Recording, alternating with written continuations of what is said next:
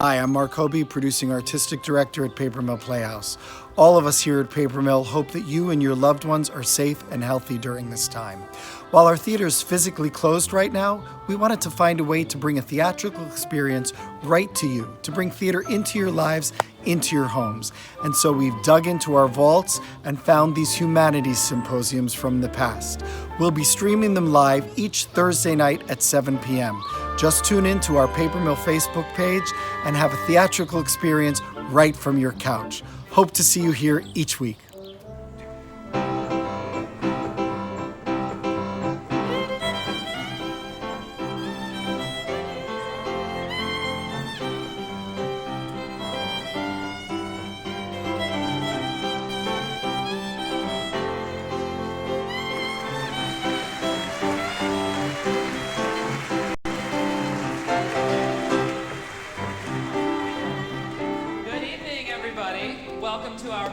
Symposium. Was that fun to ride the raft, Sharon? Yes, it was a lot of fun. Look, she's all red. She's all embarrassed.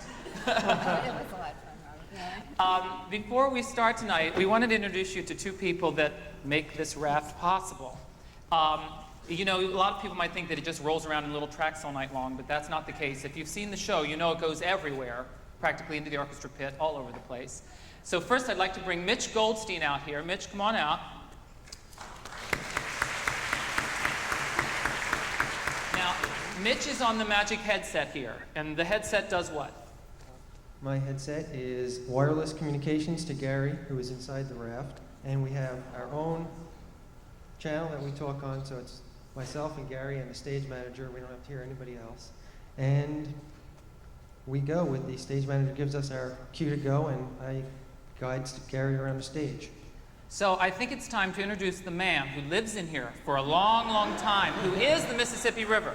Gary Pouch. Come on out, Gary. Is he all right? Is he still alive? Here he is, everybody. Just give him a big hand. So, Gary, what's it like to live in the raft for 45 minutes every night? Originally, it was kind of hard on my back, because there's very little headroom in here. But you have that little TV set right down there, right? And, that's true. Yeah, and your little CD player. And we have a galley. Galley, yeah. So we thought for Children of Eden, for the Ark, we'll just put him back in and he can run the Ark. So Mitch and Gary, want to give us a little demonstration of how this actually works as you take the raft off? We'd love to.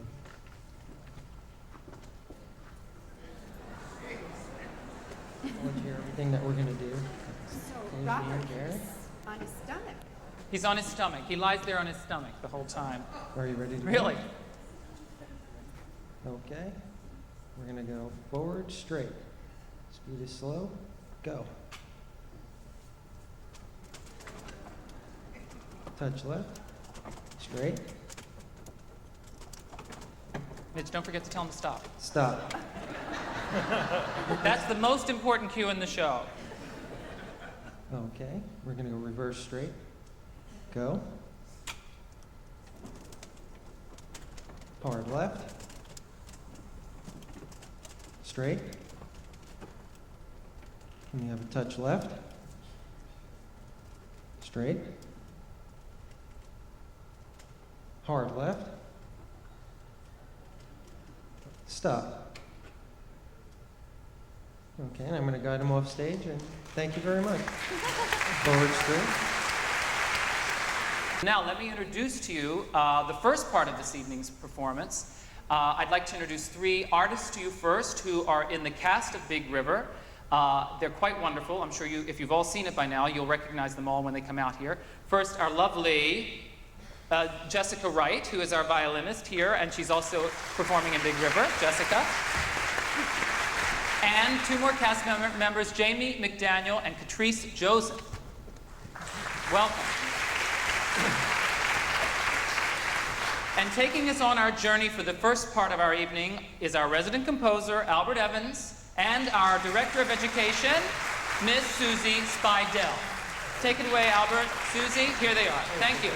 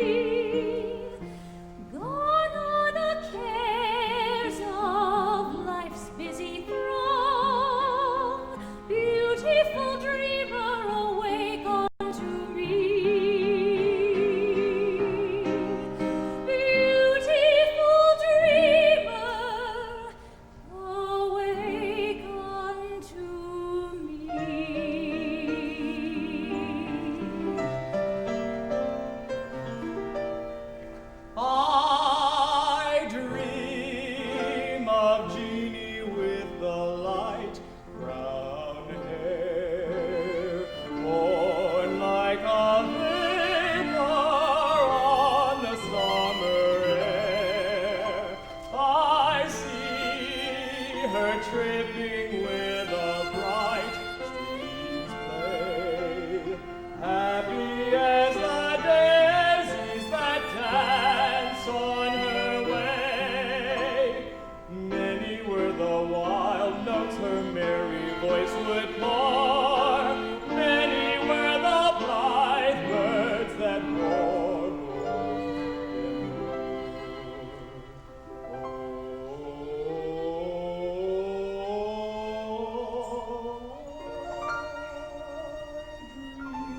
dream of Jayme with the light brown hair, floating like a vapor on the summer wave.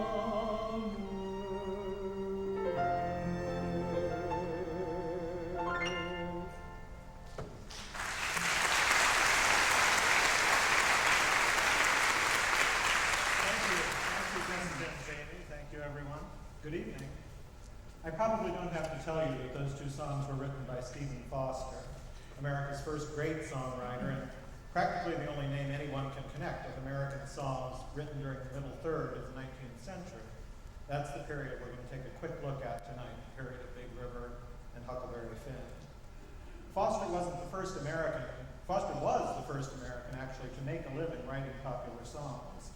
He did this by deliberately setting out to appeal to the current middle-brow, middle-class taste. So you might ask, where do all these these and thous come from that his songs are so full of? They don't sound very American, yet the songs of the period are filled with phrases like wake unto me and list while I woo thee with love's melody. Remember, when Foster was writing, there was no native-based music industry in the United States. America still looked to England for all its fashions and its songs. And England was still in the grip of the Sir Walter Scott craze, with all its medieval romance, courtly love, knights and minstrels serenading remote, unattainable maidens, languishing in high towers, or better yet, dead. That was considered the acme of romances when your loved one was dead. Now, the taste for this high literary diction was very, very widespread.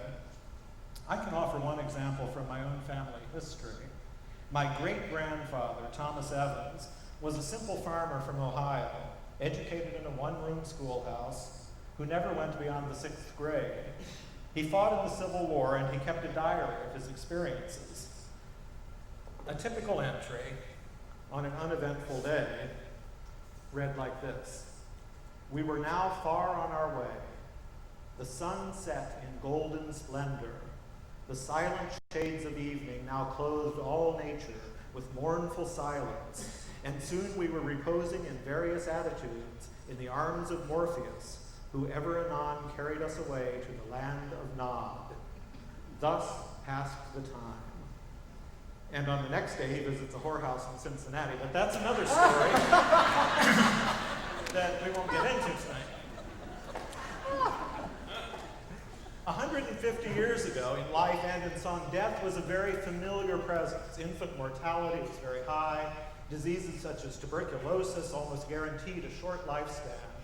Old folks typically died at home with the whole family gathered round. And even the most cheerful sounding tunes can have a morbid text.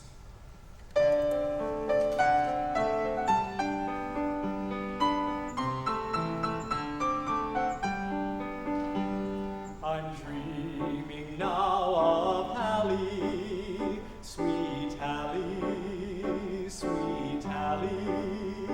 I'm dreaming now of Hallie, for the thought of her is one that never dies. She's sleeping in the valley, the valley, the valley. She's sleeping in the valley, and the mockingbird is singing where she lies. Listen to the mockingbird, listen to the mockingbird. The mockingbird still singing o'er her grave. Listen to the mockingbird, listen to the mockingbird, still singing where the weeping willows wave. the mockingbird, listen to the mockingbird. The mockingbird still singing on her grave. Listen to the mockingbird, listen to the mockingbird, still singing where the weeping willows wave.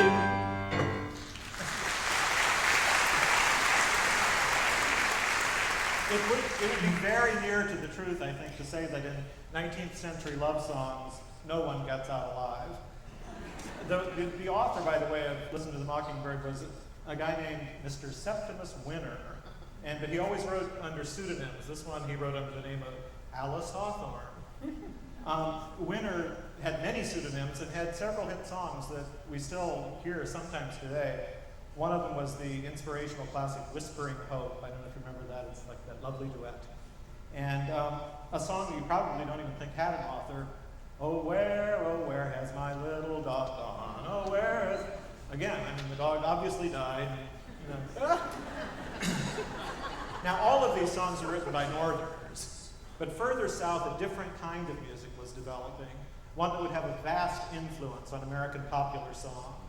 The enslaved black population of the South took the simple songs and hymns that were taught to them by their owners and added the inflections and rhythms of their own African traditions.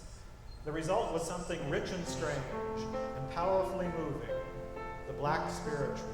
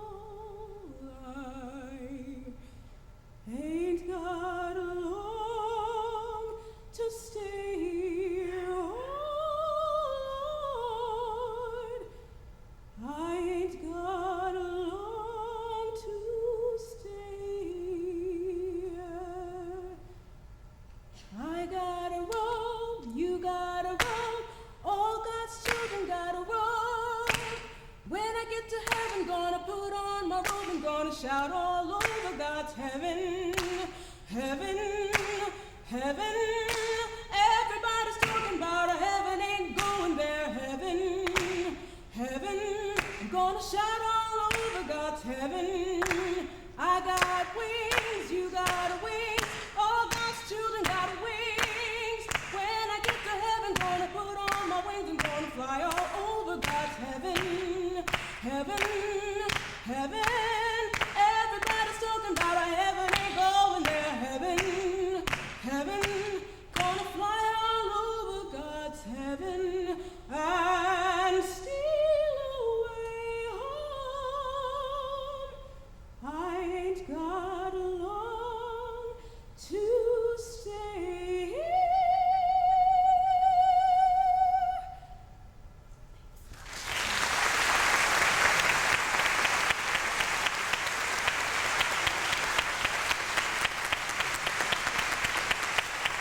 That was beautiful. Thank you, Catrice.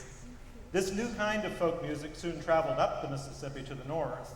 It was crossbred with the popular Scotch and Irish jigs and put on stage in the new minstrel shows. Now, the minstrel show was born in 1853 in New York City, as a matter of fact. You don't think of it really as a northern phenomenon, but it really was. And it became the most popular form of entertainment in the United States for the next 50 years. However distorted and racist these shows seem today, the minstrel show put black music and experience at the heart of American show business, and that's a position that is never really lost. Of course, Mr. Professional Songwriter Stephen Foster was quick to jump on this new bandwagon with spectacular and profitable results that we all know. Did I lose my microphone? Oh, there it is. For example.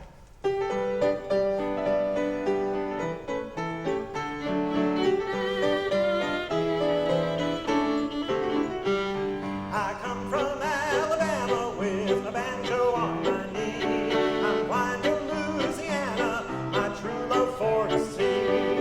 Rained all night and day I left, the weather it was dry. The sun so hot I froze to death, Susanna, don't you cry. Oh, Susanna, don't you cry for me. I come from Alabama with a banjo on my knee. And that,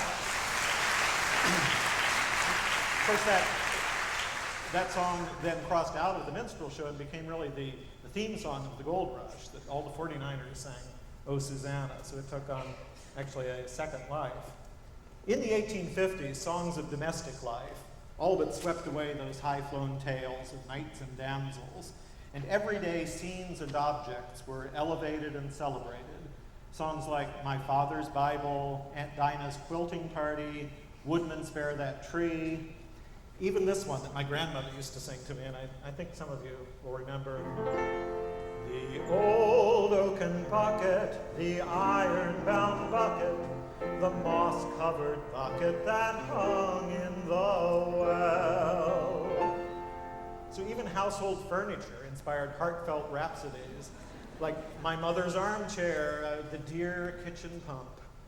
And this wonderful song, which in several verses, but we're only going to do two, it tells the strange Twilight Zone-like tale of a faithful domestic companion, which served the family patriarch from birth to the grave.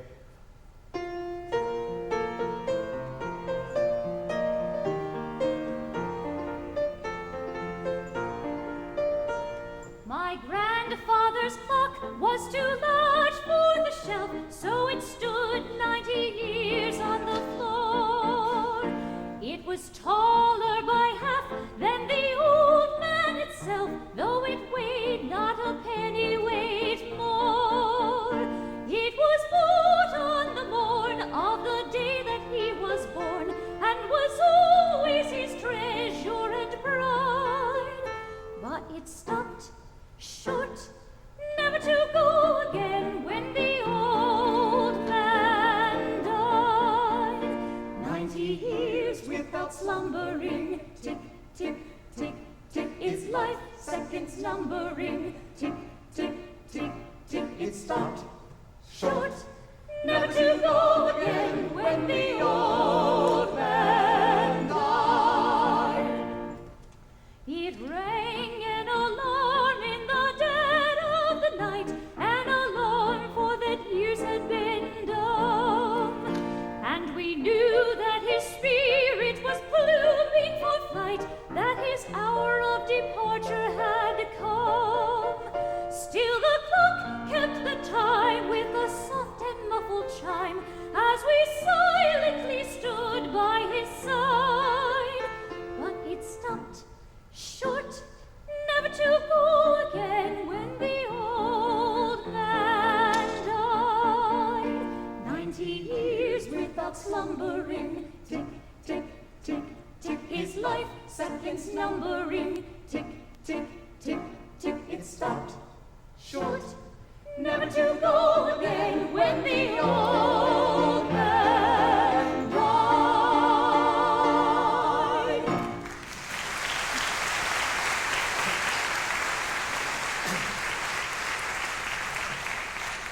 Some songs were written as commercial offerings for the popular market, but they've since entered the realm of folk song. In the process, they've been simplified and they've lost many of their fancy touches and difficult intervals. It's an interesting process, like a rock that's passed from hand to hand and gets worn smooth and round. Here's the original version of a very familiar song. The verse is pretty much the way we know it, but listen closely to the chorus. I think you'll be surprised.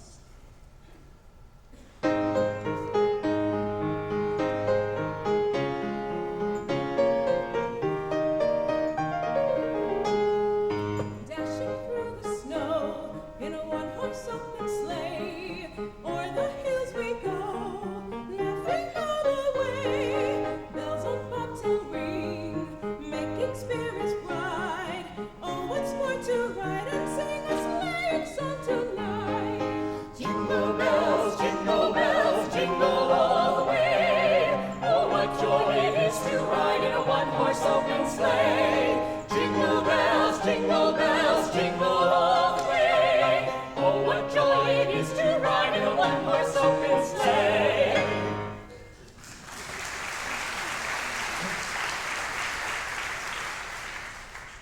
don't think we're going back to that version, but it's interesting to hear those different harmonies.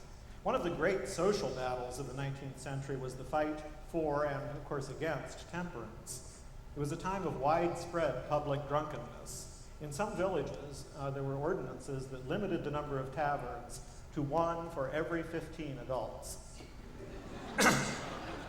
Also, drug abuse was very rampant, something that we forget, especially the use of opium, which was cheap, legal, and plentiful.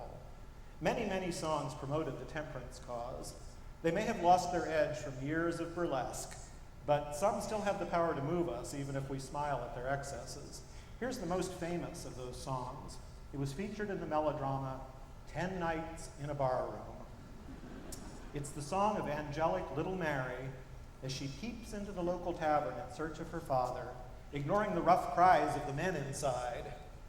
Get away from those swinging doors, little girl, you'll get your head knocked off.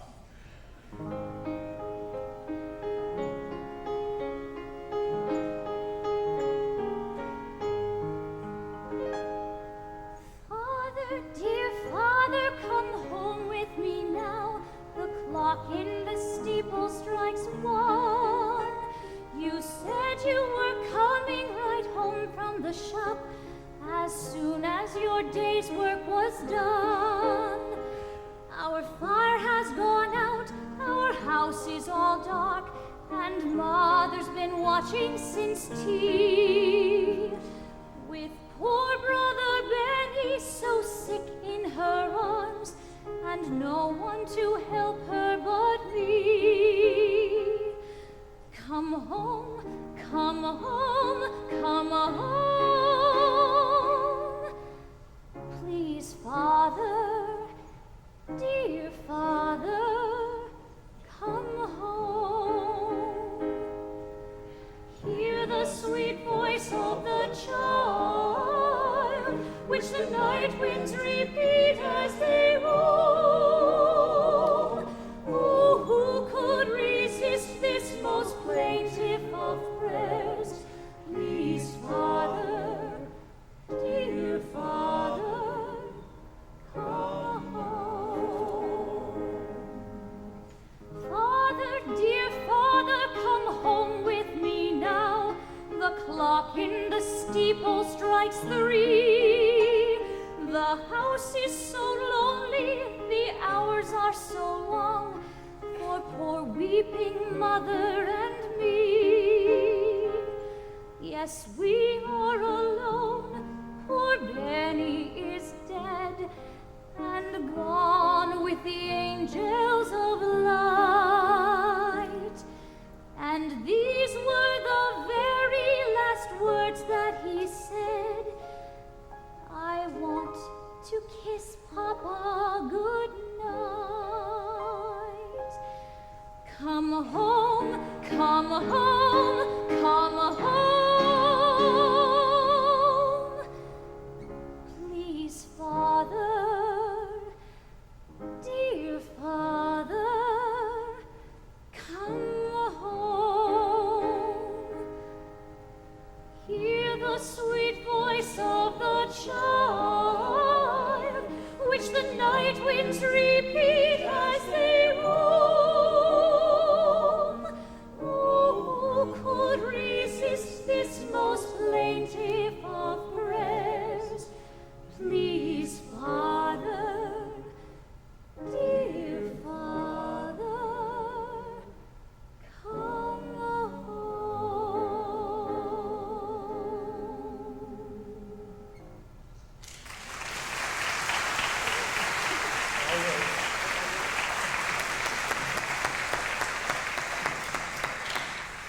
Thank you so much for the fact that I have to follow that lovely song about the destruction of a family.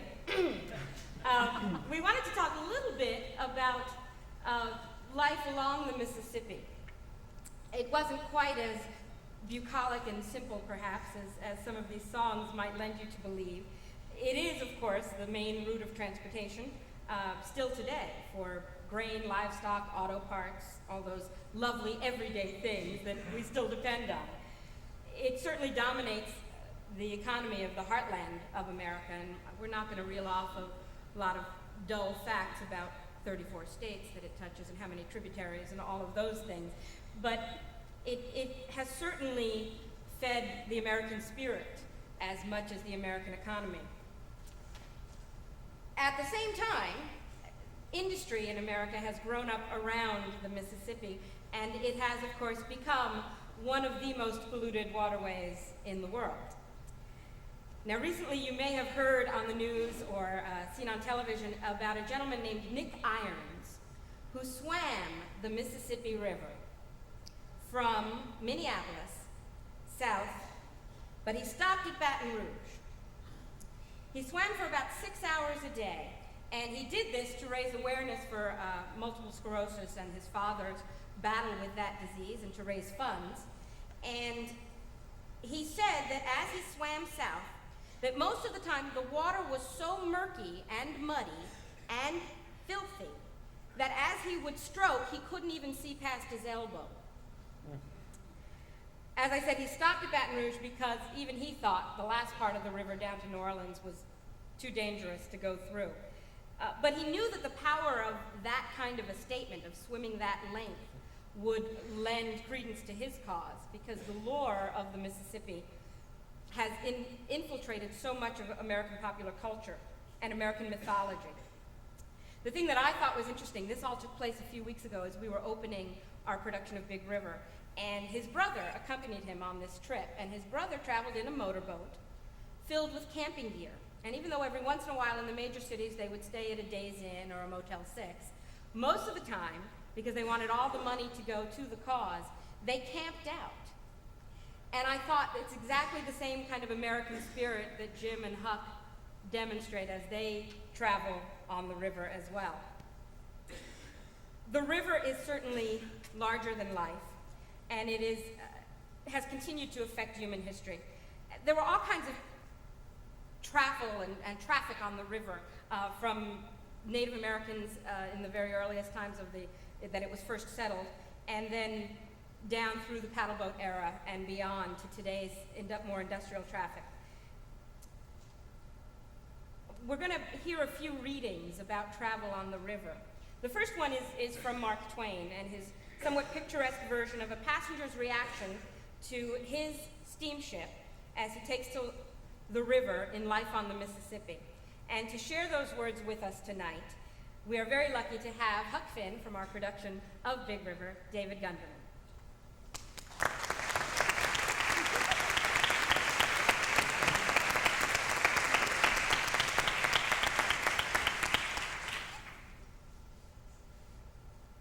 When he stepped aboard a big, fine steamboat, he entered a new and marvelous world. Chimney tops cut to counterfeit a spraying crown of plumes, and maybe painted red. Pilot house, hurricane deck, boiler deck guards, all garnished with white wooden filigree work of fanciful patterns. Gilt acorns topping the derricks, gilt deer horns over the big bell. Gaudy symbolical picture on the paddle box. Big roomy boiler deck, painted blue, and furnished with Windsor armchairs.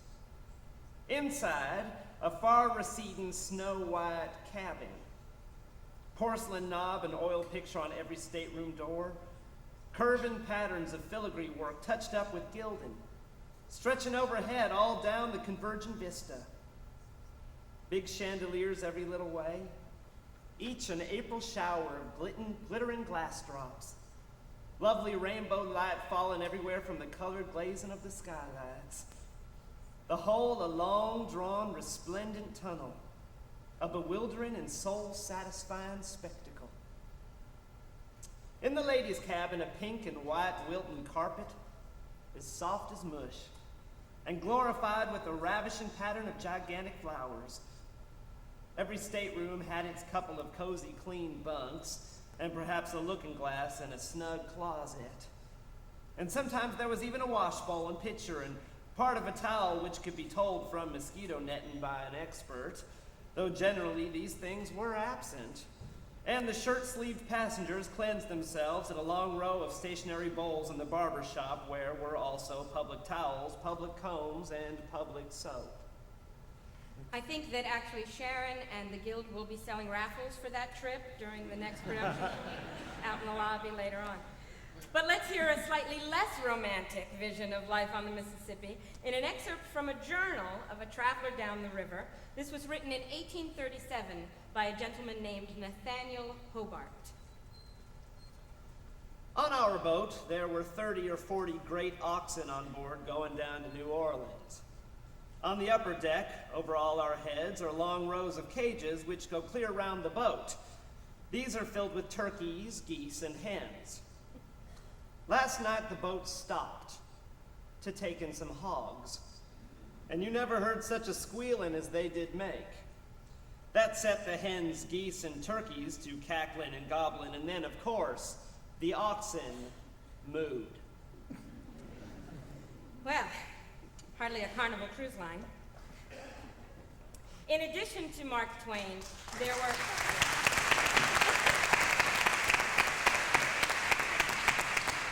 In addition to Mark Twain, there were many other writers who took their stories and their inspiration from the river.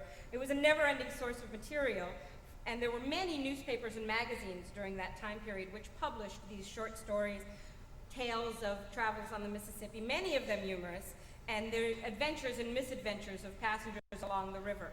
So here are a few of the more picturesque and descriptive titles. Elegy for a River Barge, which carried the subtitle, No Craft So Whimsical, No Shape So Outlandish. Time passes tranquilly, if not pleasantly. This is one of my favorites. A shocking account of the manners of passengers on a riverboat, or never such a collection of unblushing and degrading scoundrels. A popular tale of the day was My Time on the River, or Fever, Fatigue, and Death. And my personal favorite, A Voyage on the Helen McGregor in 1829, or 12 Days Confinement in a High-Pressure Room. The Mississippi certainly dominated so much of American folklore and the lives of those within its reach. In Life on the Mississippi, Mark Twain, in the preface, calls it the body of the nation. He says, it is the second great valley of the world, being exceeded only by that of the Amazon. It would contain Austria 4 times, Germany or Spain 5 times, France 6 times, and Italy 10 times. Latitude, elevation, and rainfall all combine to render every part of the Mississippi Valley capable of supporting a dense population. As a dwelling place for civilized man, it is by far the first upon our globe. Well, it's no wonder that so many songs of the period sang of the rivers of America, and that they're some of the most popular and heartfelt and enduring creations of the 19th century. We'd like to close our portion of this evening with a short medley of a few of the best remembered songs of the river.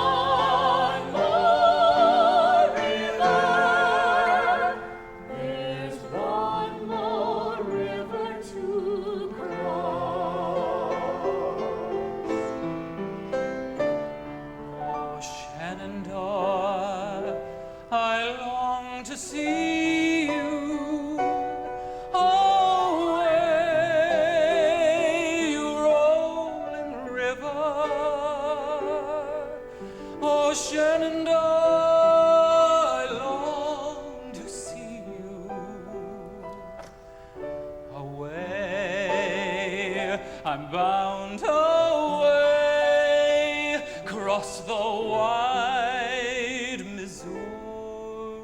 Shall we gather at the river, where bright angel feet have trod, with its crystal tide forever flowing by the throne of God?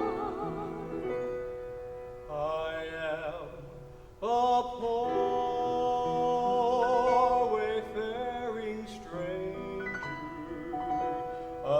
traveling through this world of woe, yet there's no sickness, toil, or danger in that bright world to which I go. I'm going home to see my mother. I'm going there, no more to roam. I'm just a going over Jordan. I'm just a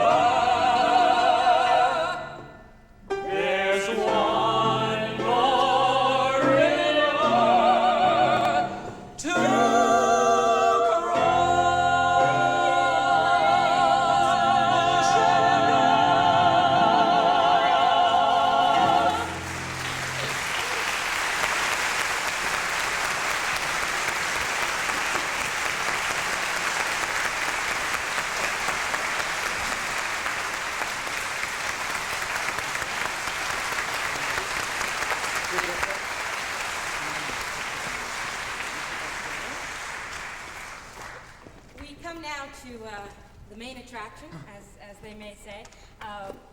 After our guest speaker, we're going to have some question and answers after the fact. So if you have some questions about this portion that has just concluded, keep them in mind when we come back to you in a few minutes. It is a great pleasure to introduce the next speaker. Elliot Engel is a professor at North Carolina State University and has had many books published both here and in Britain, and his articles have appeared in numerous magazines and publications. If you have ever seen Dr. Engel, you know what lays in store for you. If you have not, I promise that you are about to be entertained and educated in a wonderful fashion. Please help me welcome Dr. Elliot Engel.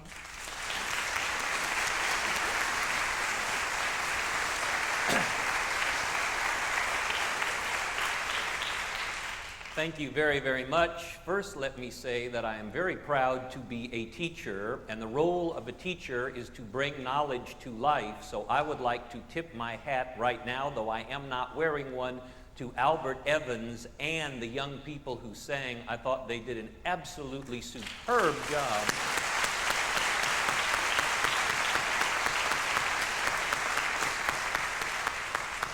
It was absolutely wonderful. I am delighted to be part of this program.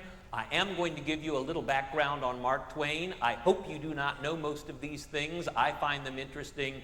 I hope you will too. The first thing to tell you about Mark Twain, which most people find startling, is the one thing that separates Twain from every other author who ever picked up a pen, and it is this. From the time Mark Twain died, right down till today, he has always been called the greatest writer who ever picked up a pen in the history of our country. We're always interested in America in who's number one. In the field of American literature, Mark Twain has always been our greatest writer and probably always will be. Now, having said that, we come to the big problem with Mark Twain. He might be our greatest writer, but in a rather long life, he produced a grand total of one truly great book. He wrote a lot of very good things, as you know, Tom Sawyer, The Prince and the Pauper, Pudd'nhead Wilson, a bunch of good things. But the only thing he ever wrote that will always live as world literature is the novel of which this play is based, Huck Finn. So how in the world can we call our greatest author a man who only produced one truly great book? The answer is this. Mark Twain is our greatest writer, but it is not because of any book he ever wrote. The reason Twain is our number one author is because during his writing career, he gave to American literature two things so important that they will always make him probably our greatest author. What are those two things he gave to American literature? I could tell you right now, you'd be home in plenty of time for a 9 o'clock TV show. Unfortunately, I'm an English professor, so you're going to have to sit there quite a while I feed in fascinating background information before I return to this point. And if I'm going to give you background information on him, we may as well begin with the state in which he was born. No writer in America has ever been more closely associated to a native state than Twain. As you surely know, he was born in the state of Missouri. And because his most famous works are set in Missouri, you may believe that he liked his home state. He did not like his home state. He did not like it at all. How am I sure he didn't like Missouri? He leaves us two clues. One, he left his native state of Missouri when he was 18, and he never, ever went back unless he was paid big money to do so. The other subtle clue, he once wrote in an essay, there are 3 proper ways to pronounce my home state. If you are born in my state, you pronounce it Missouri. If you are not born in my state, you pronounce it Missouri. But if you are born in my state and have to live your entire life in my state, you pronounce it misery. This tells us in his own subtle way he didn't like Missouri. But the reason he didn't like it had nothing to do with his home state and everything to do with the family he was born into. Mark Twain was in a family none of us probably would want to be part of. He had a mother and a father. He did not come from a broken home, but when he was a depressed old man, he wrote to a childhood chum in a letter, and I quote, "I hate to admit this, but I knew from my earliest memories that my father did not really love my mother. Fortunately," he adds, "my mother did not really love my father either. And since they had that in common, the marriage went on forever," unquote. So you have a father who doesn't love a mother who doesn't love a father. It was not a happy home, and as you probably know, when Twain was only 12 years old, his father literally drops dead in front of him at the breakfast table, and Twain has to go out and get a job to put food on his family's table. According to Twain, he got the worst job in the state of Missouri. At age 12, they named him the assistant editor of the Hannibal, Missouri newspaper. He grew up in the little town of Hannibal, which was right on the Mississippi, and at age 12, he's the assistant editor. This sounds impressive. It was not. Twain said it was a nightmare. What did the assistant editor do? He would get up at 4:30 every morning because he had to be at the newspaper office at 5. Of course, the office was not open at 5. He chopped wood outside the office door, brought it in, put it in the fireplace, because he had to heat up the entire newspaper office by 5:30 a.m. The reason? The editor lived in a very fancy apartment attached to the newspaper office. When the editor put his feet down on the floor in the morning, he wanted it warm. Not only did Twain have to warm up the entire place by 5:30, he then had to go into the editor's apartment, wake the editor up, help the editor dress, cook the editor's breakfast, serve the breakfast, clean up after the breakfast, meticulously mop out the entire newspaper office, and clean every nook and cranny of the editor's private apartment. He worked as nothing more than a houseboy until 8 o'clock every morning from 5:30, and his job had not even started, because his job was to print the paper. The editor wrote it, Twain had to print it. How big was the paper? It was not the New York Times. It was a 5-page paper. You would not think it would be difficult to print a 5-page paper. Twain said it was almost impossible because they had no automated printing presses in Hannibal back in 1847. Well, if you don't have an automated printing press, how do you print a newspaper? Twain tells us he had to stand in front of 52 cases. A case was a little wooden box that was real narrow and real deep. In each of those 52 cases were thousands of tiny little tin letters. There was a case of A's, B's, C's, D's, all the way down to X's, Y's, and Z's. The reason there were 52 cases and not just 26, the bottom row of cases had all the small letters. The upper row of cases had all the capital letters. And that is why, even on a computer today, we still call capital letters uppercase, because in Twain's day, you had to reach up into the case and pull them down. In order to print the newspaper, Twain had to pull out every letter of every word of every sentence of every paragraph of every page. It would have taken forever under good circumstances, but his circumstances were atrocious. As he tells us, he couldn't just reach in, get a letter, put it in the press, and print it, because he never knew if the letter he was pulling out of the case was the letter that was supposed to be there, because the man who had put the letters back the night before, always dead drunk. The job didn't pay enough for a sober person, Twain said. They hired a drunk off the street who Twain said, and I quote, came in late at night, threw up the letters into the cases, threw up his dinner onto the floor, and left. So Twain would have this stinking mess to clean up before he could even stand in front of the cases, and then he never knew what letter was going to come out. He had to look at every tiny letter before it went in the press. And if you've ever seen a letter on a piece of type before it's printed, you know his problem. On the piece of type, it is always backward. It is the mirror image of the real letter. Most letters, Twain points out, are no problem. They pretty much look the same forward and backwards. But Twain tells us there are at least 2 letters in the English language that are actually backward images of each other, and they drove him crazy. As he pointed out, a small q is the exact same letter as a backward small p. And of course, a small p is the same letter as a backward q. So when he reached in to get a little q, he had to remember, if it looks like a q, put it back, it's wrong, it's backwards, it's actually a p. But if it looks like a p, it's actually a q, it's correct, put it in the press and print it.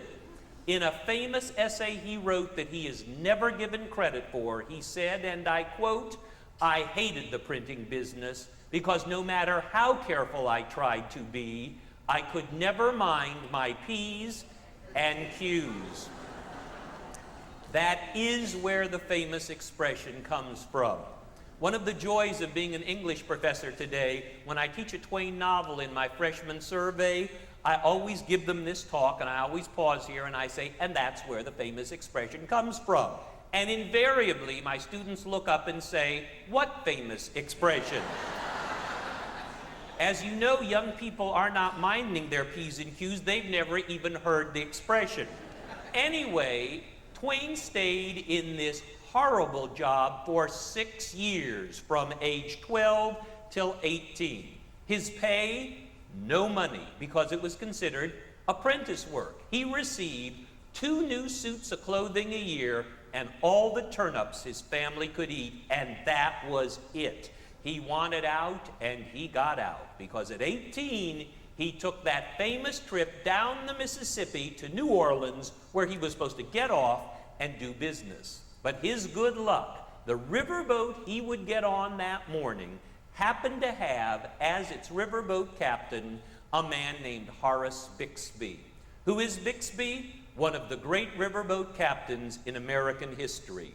So great that by the time the boat went from the northern part of the Mississippi down to New Orleans, Twain did not get off. Instead, he begged Horace Bixby to teach him how to be a riverboat captain as well.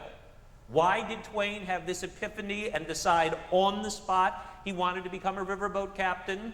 They taught us in school that it was because Mark Twain grew up in Hannibal on the Mississippi and fell in love with the deep, muddy water as a child. Don't you believe it? That is a lie. Twain tells us why he became a riverboat captain. It was because Horace Bixby happened to mention on that first voyage that a riverboat captain earned $250 a month. Now you realize you can make that today at Taco Bell and not overwork yourself. $250 is not a lot a month. I'm a teacher and I make more than $250 a month. This shows you how little $250 a month is. And yet, here's the shocker. Thanks to inflation, that $250 a month in 1854 equals $155,000 a year in our money today.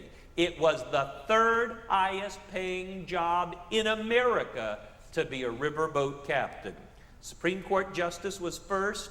I forget now what was second. It wasn't president. Goodness knows it shouldn't be. I don't know what was second. But riverboat captain was 3rd. Why in the world would they pay $155,000 a year in our money? Because, of course, the only way that you could possibly be a riverboat captain was to memorize all 2,144 miles of the Mississippi River. Because you could have no light on your boat at night, because lights were flammable. You had to memorize where every dock was so you could do it. That alone really was the reward for $155,000 a year. Twain memorizes it all. He passes his river captaincy test the first time he took it. He comes out ready to be a riverboat captain. First, he has to be a pilot, and his maiden voyage on the Mississippi River was April 11th, 1861. His timing, not good. Within 36 hours of having studied 2 years to become a riverboat captain, the Civil War breaks out, and the first act of legislation the North passed, they said all traffic on the Mississippi may continue to head north, no traffic may now go south. The rebels, 48 hours later, passed an injunction which simply stated all traffic on the Mississippi may continue to go south, none may go north. This places an out of order sign on the Mississippi River 48 hours after Twain was going for the job. As he wrote it up in his journal, and I quote, "I have spent 2 years memorizing every yard of the 2,100 miles of the Mississippi River only to discover that unless you're going to be a riverboat captain, this information will not come in handy in any other career." Unquote. A complete waste of time. The only job open to him, newspaper work, because he'd done it. He wants a job on the best paper in the West. It was the San Francisco Chronicle. He applies, bad luck, there's one position open. It is the position of society page editor.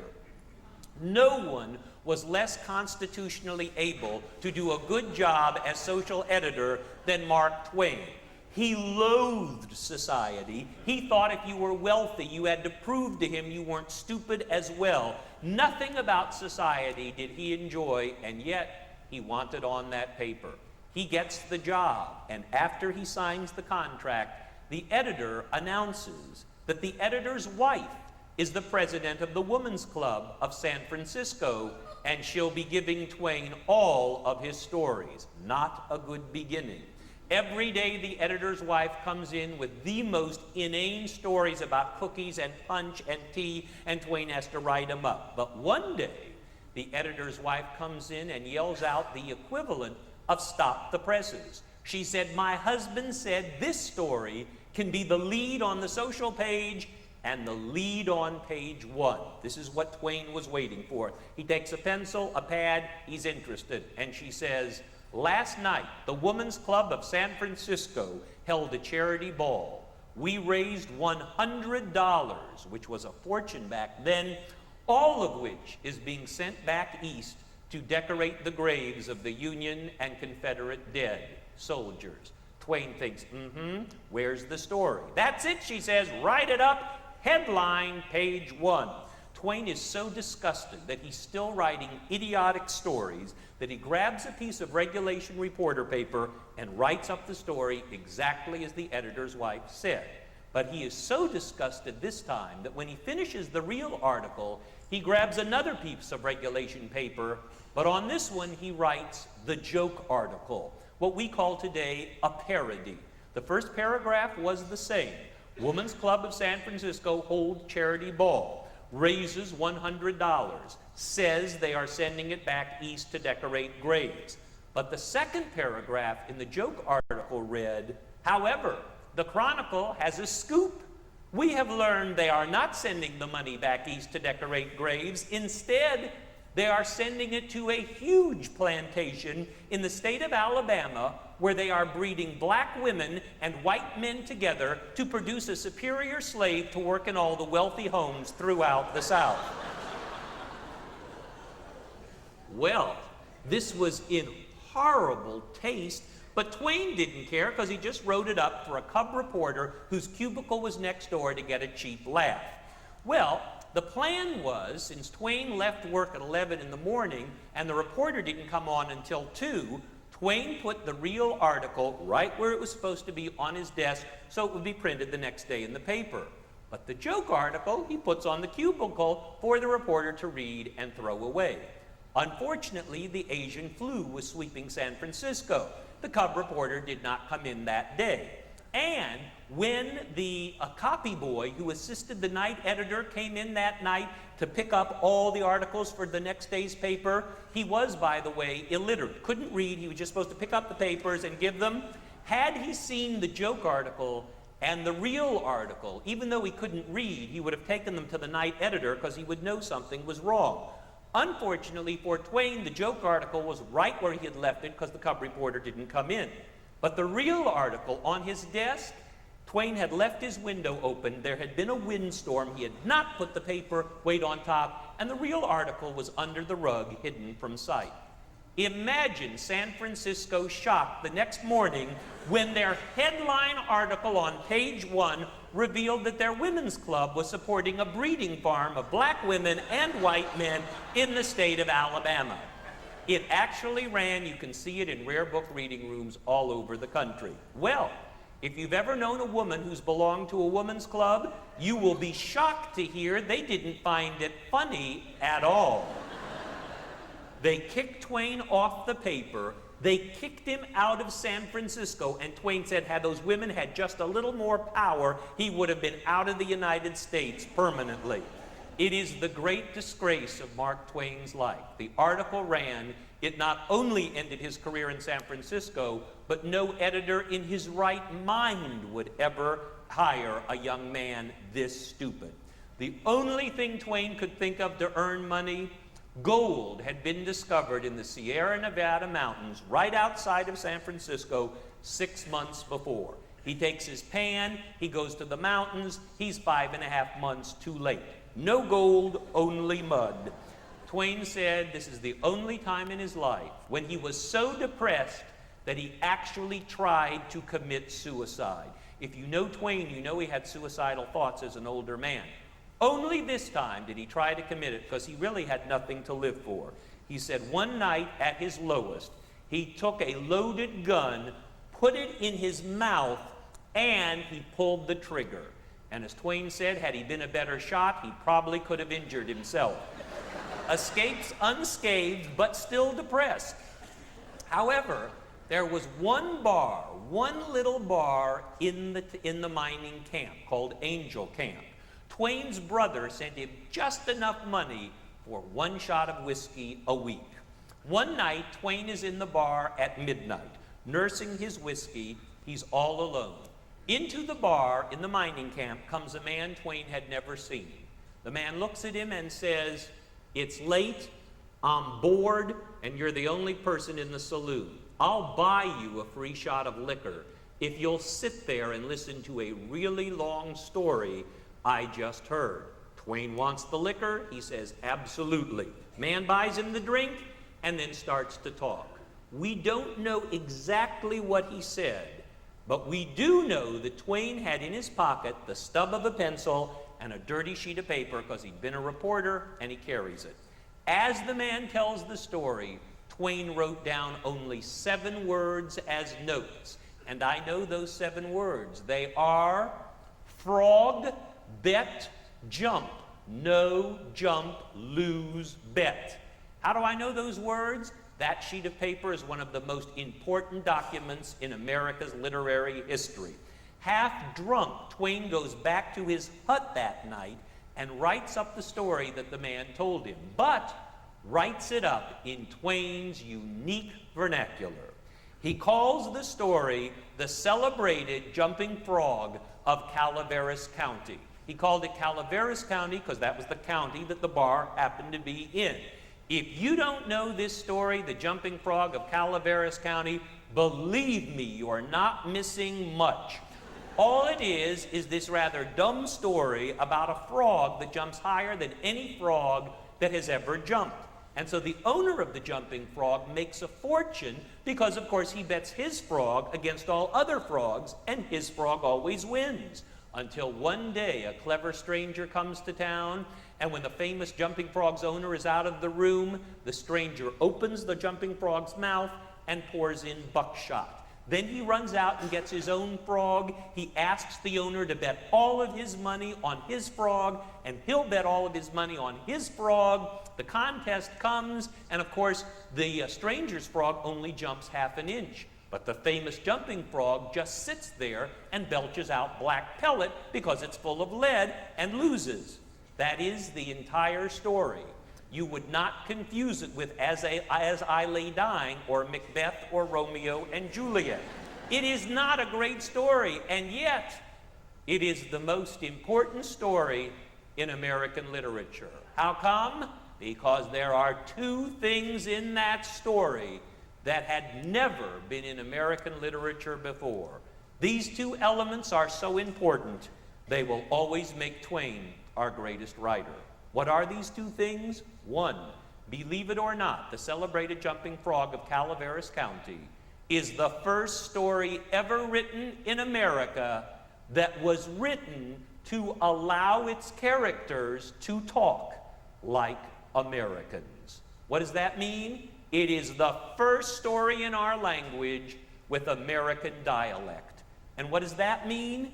It means before this story, all the other writers in America were so bewitched by England and its cultural greatness that when American authors wrote American stories, they had their characters sound like somebody out of a Charles Dickens drawing room. There was no difference in accent or dialect between American speakers in stories and British.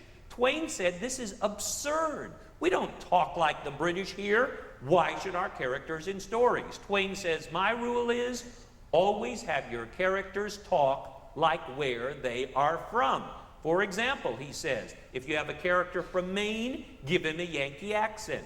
If you have a character from Mississippi, give him a Southern accent. If you have a character from Oregon, give him a Western accent.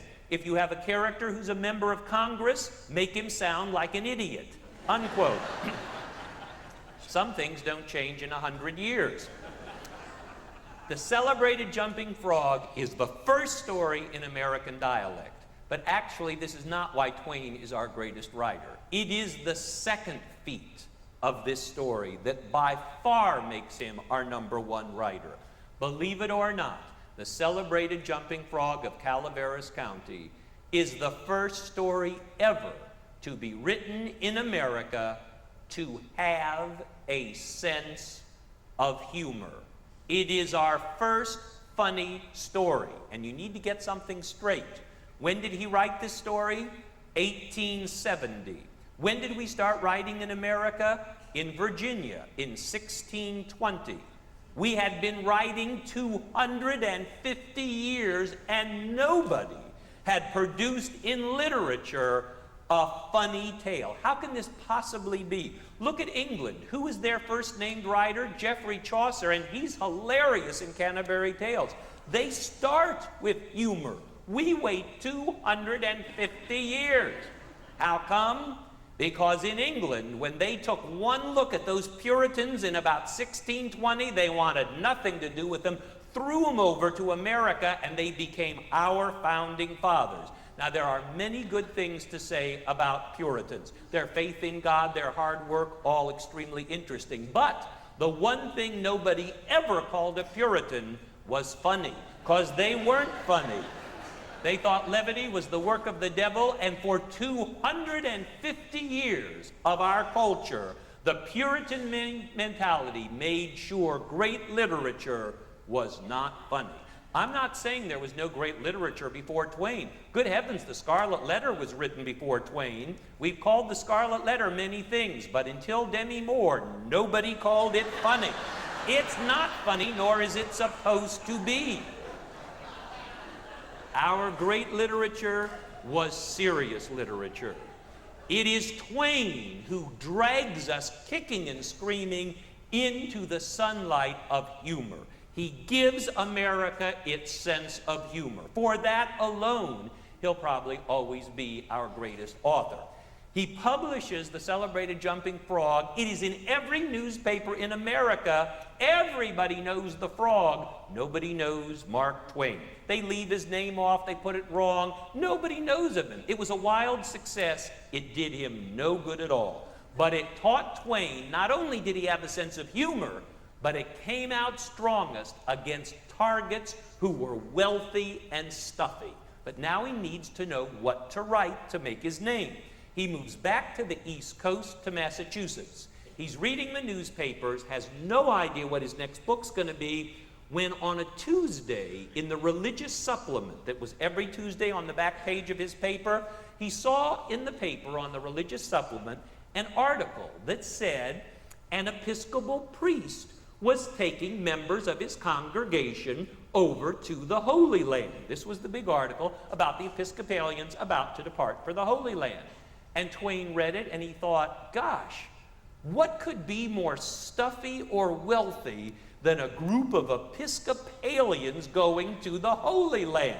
See, some things don't change in 100 years. He thought, if I could get on that group, disguise myself as a wealthy Episcopalian, and get on this trip to the Holy Land, and then write back funny, nasty, satirical letters about these pompous people, that would be great writing. But then he thought, who in the world would pay me to do this? He found two papers in Brooklyn, New York, both vying to hire him because they couldn't stand Massachusetts or Episcopalians, and they wanted him to write it back as a serial for the paper. He signs with the Brooklyn paper, he disguises himself as an Episcopalian, off he goes. He finds the Episcopalians far more stuffy than he could have hoped for. He writes back one funny thing after another. I don't have time to tell you many, but I shall tell you one to give you the flavor of them. The climax of this trip, it was advertised as such, was going to be each person got a trip across the Sea of Galilee. So Twain said the day dawned bright, they were to do this. The stagecoach brought them right to the edge of the sea. They got out of the stagecoach where there was this kind of small Arab person who came up to them and said, and now it's time for your 20-minute trip across the Sea of Galilee. That will be $8 a person. Well, $8 a person back then equals $256 a person today. And Twain thought, surely not even Episcopalians are this wealthy and stuffy to shell out what we would call $250 for their 20-minute trip. But no, Twain said. The father got out his wallet, $8 for him, $8 for the wife, $8 for all the children. But this is not how Twain wrote it back to the Brooklyn paper. He was much more succinct. All he said was, and I quote, "The Arab boatman was charging $8 apiece for a trip across the Sea of Galilee. Is it any wonder that Jesus walked?" Now,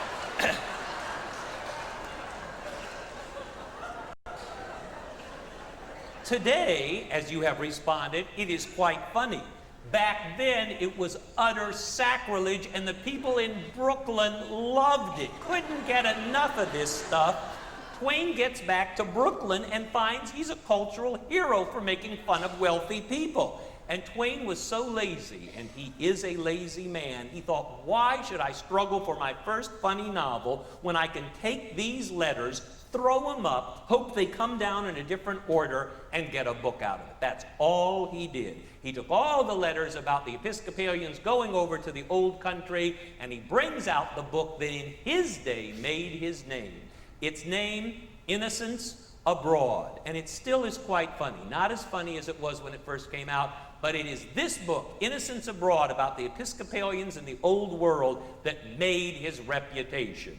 But of course, I would not be standing in front of you tonight, and there would not be a production at this Playhouse unless he wrote his immortal work, of which this musical is based, Huckleberry Finn, in 1885. But I bet you didn't know this. When Huckleberry Finn was published in 1885, complete and utter dud. The most important novel America has ever produced didn't sell at all at first. Nobody wanted to buy Huckleberry Finn. You know why? People found out from word of mouth that the main character in Huckleberry Finn was not only the son of an alcoholic, but the son of such a severe alcoholic that the father even tried to kill the child. And people thought, why would I waste money reading a novel about the son of an alcoholic? This has nothing to do with good society. I'm not interested. Then worse, they found out the second major character was a black slave named Jim. And again they thought, why would I buy a book about the son of an alcoholic and a black person? They have nothing to do with good society. I'm not buying. And as you may know, that book almost died, but one woman actually single-handedly rescued it. It's a stirring story. You certainly know this woman, I assume you do. Her name, Louisa May Alcott of Massachusetts. Louisa May Alcott of Massachusetts saved this book because she heard that Huckleberry Finn was about a little man. She figured, my field is Little Women, this is something in my area, I'm gonna read it. She reads it, but only reads half. She puts it down and writes Twain the following letter.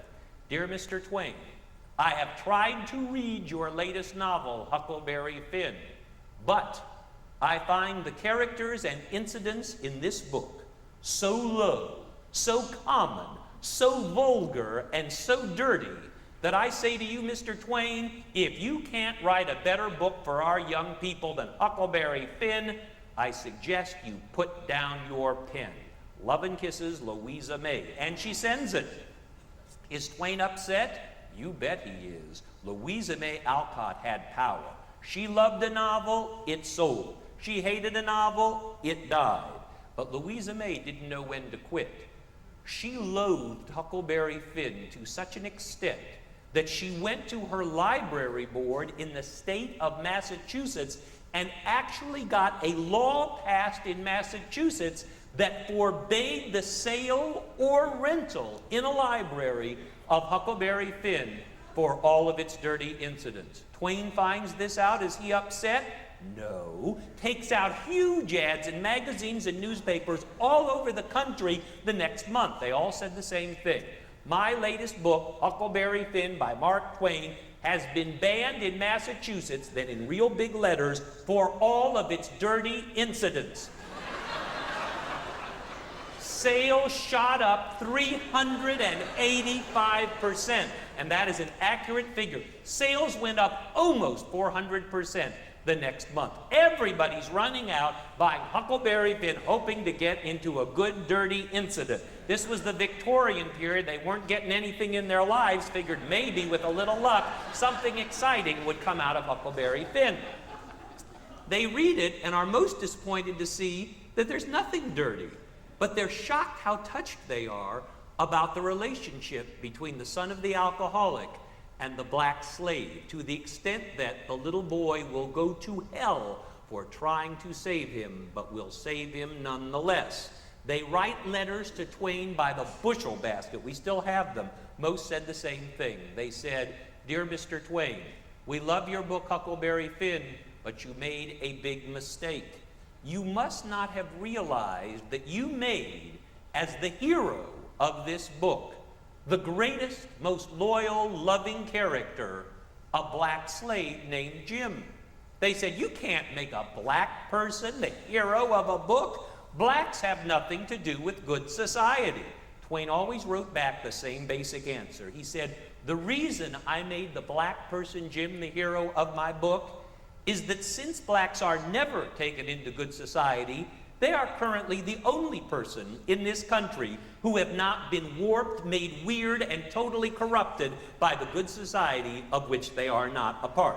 Because blacks aren't taken into good society," Twain said, "they foolishly have to live by the dictates of Jesus Christ in the Sermon on the Mount. Because blacks aren't taken into good society, they simply believe that one should love one another, since no one else will love them if they don't. And because blacks are not taken into good society, not only do they suffer at the hand of white society, but they suffer with a dignity most white people cannot even imagine." Well, this was amazing stuff to be said. Black people were not saying this about themselves in 1885, let alone a white person, let alone Mark Twain, who, as you all know, was named Samuel Clemens, and in his blood was 50% Kentucky South and 50% Virginia South. He is 100% Southern, he is 100% white, and he invented Jim. The character Jim in Huckleberry Finn remains today, in October of 1997, the greatest character, the greatest hero in American literature. It should not surprise us that in America, our greatest hero in literature is black, but it should bowl us over that he was invented by a Southern white man in 1885. Twain's view of the racial issue was so far ahead, and he's never given any credit for that amazing feat. Well, my 40 minutes are over. Good heavens, 35 minutes anyway. I always feel if you can't say it in 35 minutes, no use going on. I hope I've said a little background for you. I do want to conclude just by mentioning to you that my field of specialization is not Mark Twain. You're probably thinking, yes, I've heard you on Twain, obviously not your field. My field, as some of you know, is Charles Dickens. I mention that because I am very gratified to be the president of the American Dickens Fellowships Association. You should be very pleased to hear, if you love literature, and I can't imagine if you're here tonight you don't, there are 64 different clubs, Dickens clubs, on 5 continents. They all get together to celebrate the works of Charles Dickens. I started the Dickens Fellowship in North Carolina, and this is a free brag. We now have in our fellowship chapter 5,600 active dues-paying members. We are the largest Dickens Fellowship of the 65. I mention this because the great glory of our Dickens Fellowship, every year I take at least one literary trip for club members. We either go to England or Ireland or Scotland. I lecture on the greatest authors. We visit the sites the next day. We stay at wonderful hotels. It is incredibly inexpensive, but I'm sure you wouldn't be interested. I only mention it because unfortunately, the only way you'd know about the literary trips I conduct every year, usually in the summer or early fall, is to get our delightful newsletter, Authors Inc. And of course, I wouldn't expect people in New Jersey to even think about it, even though for $12 it is a steal to get this delightful newsletter, except by an amazing coincidence. Once a year, the London Dickens Fellowship holds a fundraiser. If you buy the item they're selling, you get the membership thrown in. You won't believe what they're selling this year. They are selling an audio cassette by Dr. Elliot Engel called The Genius of Mark Twain, the very talk you heard tonight. If you were sitting there thinking, gosh, if only Martha could have heard that talk. Well, Martha actually could hear it. Actually, of course, it's not the talk you heard, because this is 50 minutes. I wanted to limit myself to 35, so I cleverly left out the best 15 minutes of the talk, which fortunately are on the tape. Now, you know, this is very hard for me. I'm a shy, retiring scholar, but for a good cause, I do step forward. Should you want the tape, which is the talk in about another 15 minutes, and the one thing I don't joke about, the profits from the tape go to the Great Ormond Children's Hospital in London. It is the London Dickens Fellowship charity. We have raised thousands of dollars from the sales. Should you want it, we give you the tape and the membership for only $10 total, including tax. Many people say, but Dr. Engel, what is the price of the tape without the membership? It's $85, and that's fine, but we think the tape and the membership is the best deal. We would love to have you in the club. The money goes for a wonderful charity. Should you want it, it's very simple. We're going to lock the doors. No, you are free to go, but after the show is over, I've got some tapes. If you would like a tape, the cost is $10. If you brought a check, you make it out to Dickens Club. We've got your address and zip code on the check so we know who you are. That's all you do. If you didn't bring a check and you pay cash, that's fine. We have change, but we don't know who you are. So we have thousands of sheets of paper and pens that say name, address, and zip code. If you pay with a check, that's all we need. If you pay cash, please fill out the name, address, and zip code so that we will know who you are, and you'll get our newsletter, and we'd love to see you on some future trips. I am very, very proud to be part of such a wonderful evening. I certainly appreciated your attention. Thank you very much.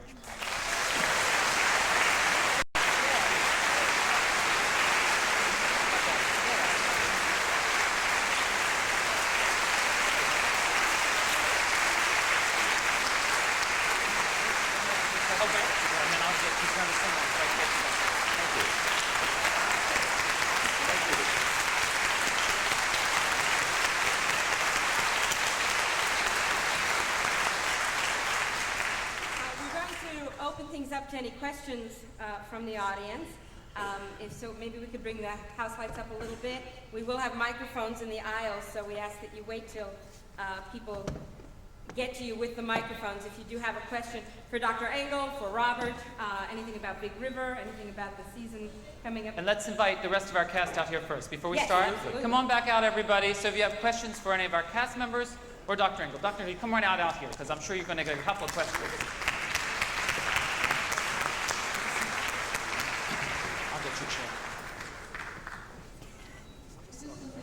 I love Mark Twain, but when you're talking about humor in American literature, how do you think Mark Twain compares to Ben Franklin?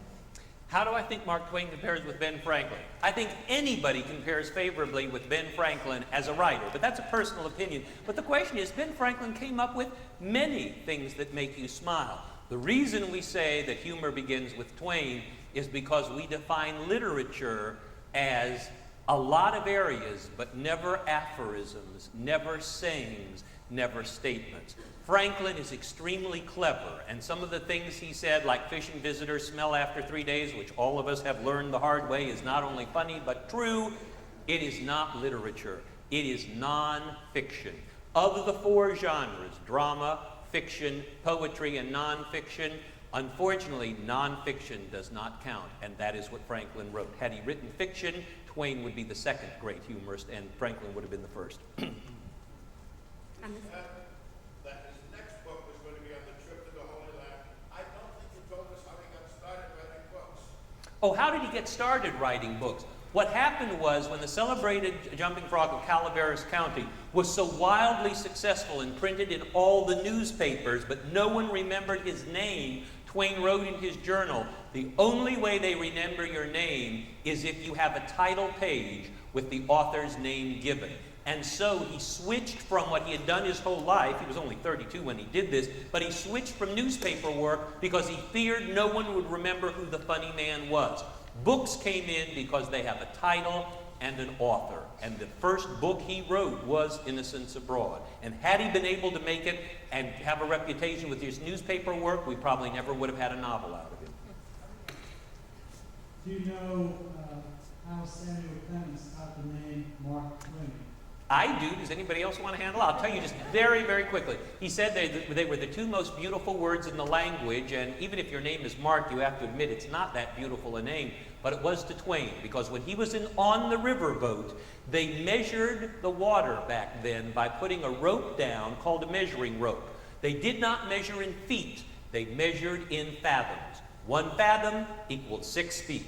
If they put it down and it was 6 feet deep, the man had to call out to the navigator. He would say, Mark 1. He wouldn't say Mark 6, because 1 fathom was 6 feet.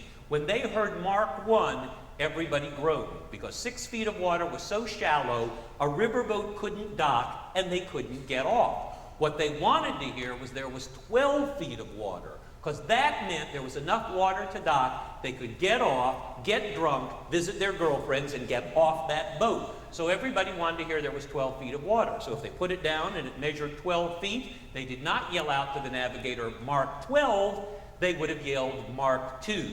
But fortunately, back then in measuring, the word for 2 was Twain. Otherwise, our greatest author would be Mark 2, and he sounds like a Lincoln Town Car. So because it was Mark Twain, and that meant we can get drunk and visit houses of ill repute, they were the two most beautiful words he'd ever heard. And that's how we get the name Mark Twain.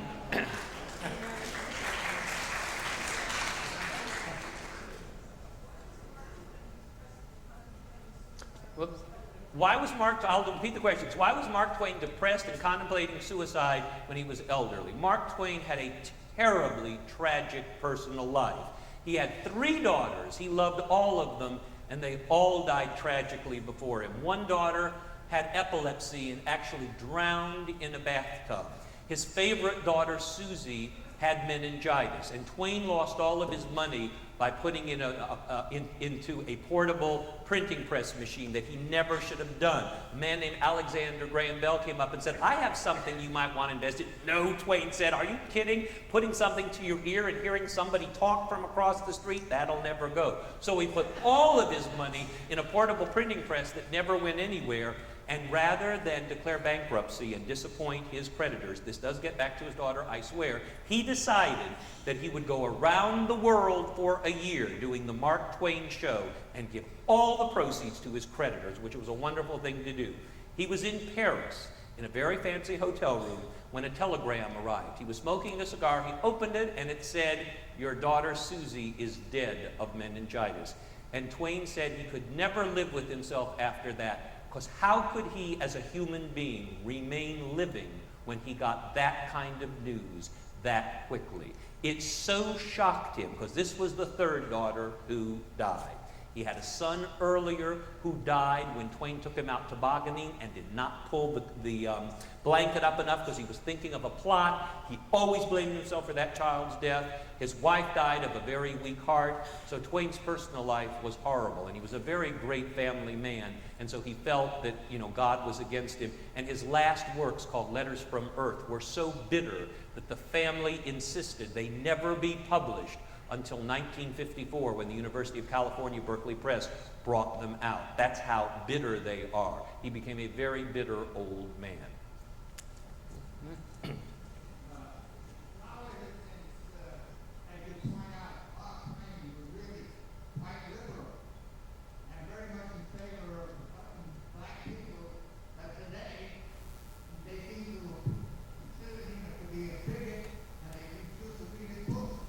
I wish someone would ask me a question. I'll answer that, though. Surely there must be other questions for the rest of the cast. I will answer that, and it's very sad.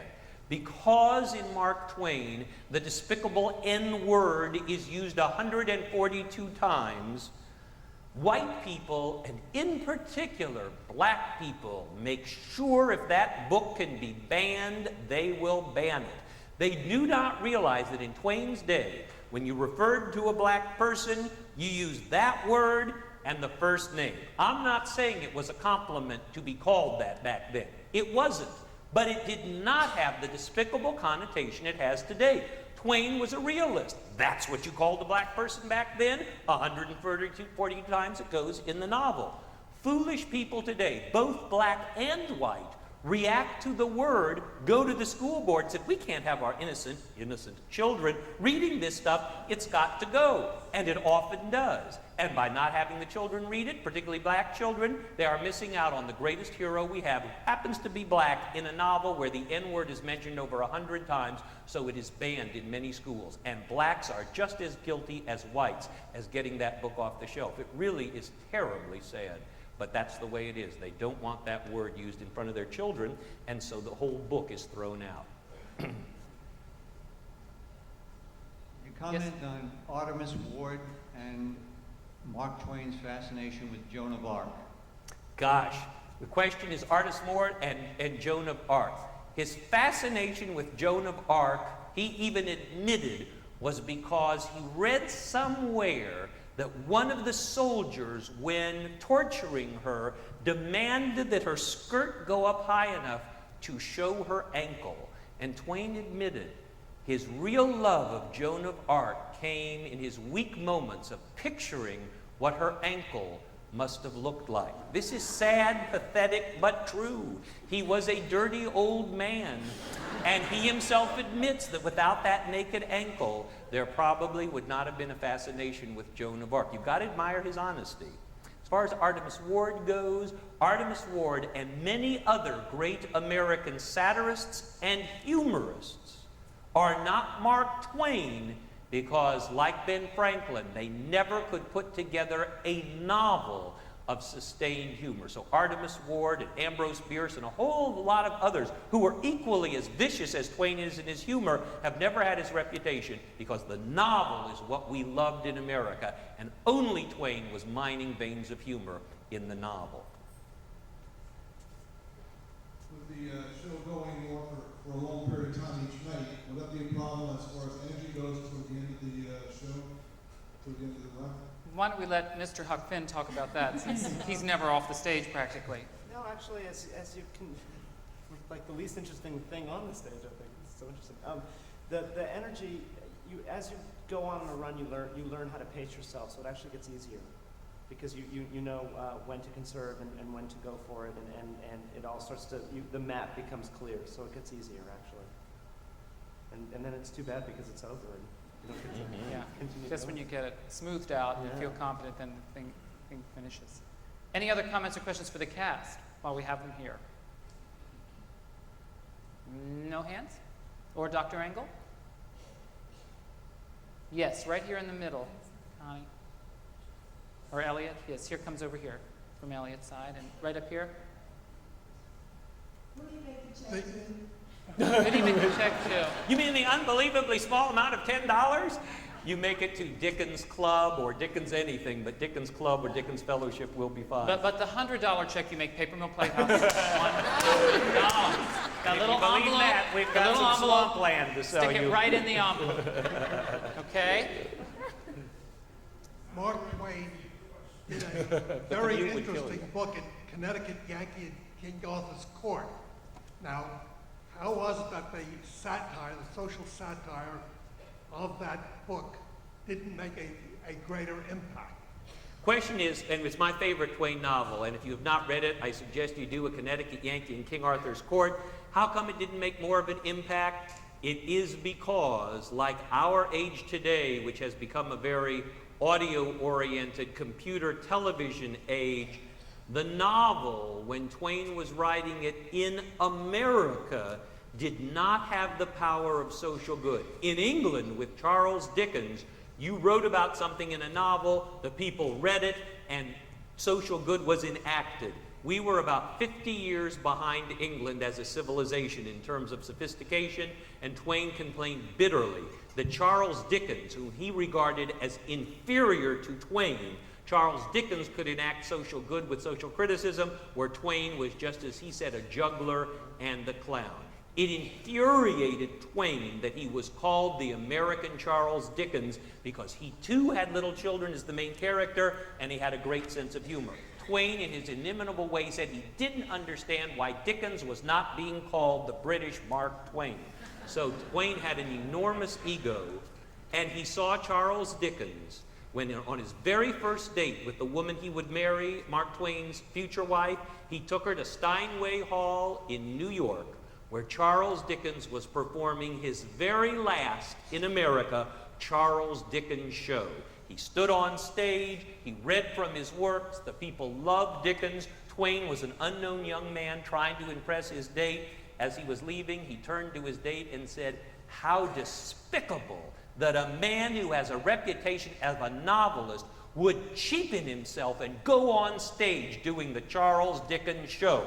20 years later, Twain steals absolutely everything from him, has given Hal Holbrook an entire life, Twain did the Mark Twain show at least 1,050 times, and yet he had the unmitigated gall as a young man to blame Charles Dickens. He stole that from Dickens. And the other thing, there would be no Huckleberry Finn had not Charles Dickens in his novel Oliver Twist, for the first time in recorded history, made a child the main character of a book.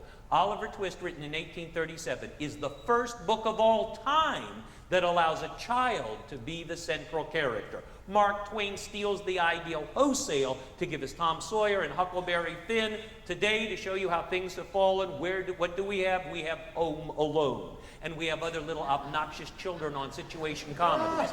None of that would be here today. We have to blame Charles Dickens for the whole lot. Thank you.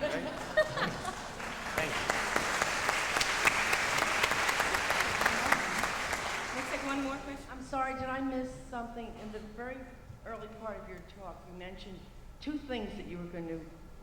I did. Did you say what they were? I'm sorry, I guess I lost it. Yes, I'm glad you did and not me, but I will repeat it so you won't be embarrassed. I said there were two things he gave to America. One, Celebrated Jumping Frog is the first story that has American dialect. Two, it's the first that has a sense of humor. But you're not wrong. I emphasized humor so much that the dialect got swept under the rug. But are those two things that will always make him our greatest American author. Okay? By the way, if you do have other questions, I will be back. I will be in the back. Yeah. And please come up. So, if you look in your little programs, you'll see there are all of these lyrics printed in there. And now, just for a moment, to send you out here with a little fun, Susie and Albert are going to lead us in a sing-along of the most famous songs from the 19th century. And you all know them, and you can sing too. Sing along with Susie and Albert, and in a moment you can also meet Dr. Engel out in the lobby, and please don't forget your little envelopes as you go up the aisle.